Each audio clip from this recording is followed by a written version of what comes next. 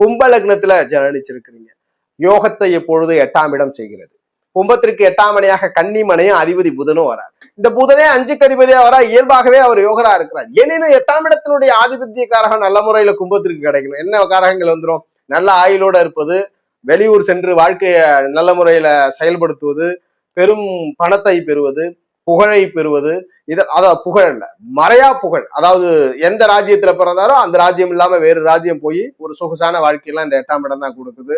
அது போல வெளியில் சொல்ல முடியாத தனங்கள்லாம் கொடுக்குது. அப்ப கும்ப லக்னத்திற்கும் இந்த புதன் ஒரு வகையில எப்படி இருந்தா, இந்த புதனும் அந்த கன்னியும் இருக்கணும்னா இந்த பெரும் அதிர்ஷ்டங்களை அனுபவிப்பதற்கு கும்பத்துல ஆதிபத்திய ரீதியில ஸ்தான பலத்தை இழக்காம சுக்கிர பகவானுடைய தொடர்பு, ஸ்தான பலத்தை இழக்காம சனி பகவானுடைய தொடர்பு, சுக்கிர சனி பகவான் ஸ்தான பலத்தை இழக்காமல் கன்னி மனையையோ புதனையோ தொடர்பு கொண்டால் கும்பத்தில் பிறந்தவருக்கு பெரும் அதிர்ஷ்டம்.